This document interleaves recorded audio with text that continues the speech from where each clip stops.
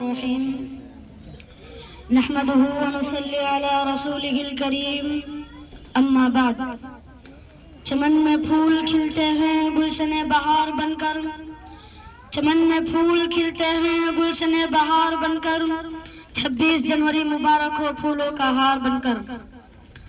تشریف لائے ہوئے مہمانان کرام، میرے بھائیوں، بزرگوں اور ساتھیوں، السلام علیکم ورحمۃ اللہ وبرکاتہ۔ جیسا کہ ہم سبھی اچھی طرح جانتے ہیں کہ آج 26 جنوری کو پورا ہندوستان بڑے دھوم دھام سے یوم جمہوریہ یعنی گنتنتر دیوس منا رہا ہے، لیکن اس دن کو منانے کے ساتھ اس کو منانے کی وجہ جاننا بھی ہم سب کے لیے بہت ضروری ہے کہ آخر ہم کب سے یوم جمہوریہ منا رہے ہیں اور کیوں منا رہے ہیں۔ محترم سامعین، 15 اگست 1947 عیسوی کو ہندوستان کی آزادی اور ہندوستان اور پاکستان کے بنٹوارے کے بعد ہر ہندوستانی ملک میں آزادی کی سانس لے رہا تھا، لیکن ملک میں اس وقت کسی بھی طرح کا قانون یا ضابطہ نہیں تھا۔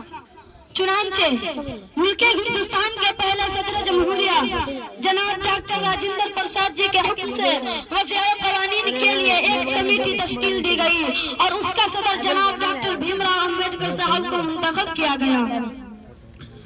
جناب ڈاکٹر بھیم راؤ امبیڈکر صاحب کی صدارت میں 2 سال 11 مہینے 18 دن میں قوانین ہند کا مسودہ تیار کیا گیا۔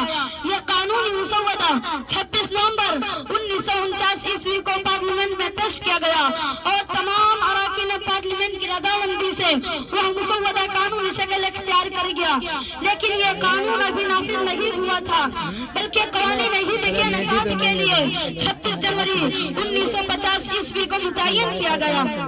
محترم سامعین، ہمارے پیارا ملک ہندوستان کا قانون دنیا کے تمام ممالک کے قوانین سے بڑا قانون ہے، جس میں پہلے 395 انوچھید جسے پیراگراف کہتے ہیں، 8 انوسوچیاں جسے شیڈول کہتے ہیں اور 22 بھاگ تھے، جبکہ فی الحال بڑھ کر 395 سے 448 انوچھید، 12 انوسوچیاں اور 25 بھاگ ہیں۔ اسی لیے ہم ہندوستانی فخر سے کہتے ہیں کہ ہمارا ملک پوری دنیا کی جمہوری ممالک میں سب سے بڑا ملک ہے۔ میں اپنے بات اس شعر کے ساتھ ختم کرنا چاہتا ہوں۔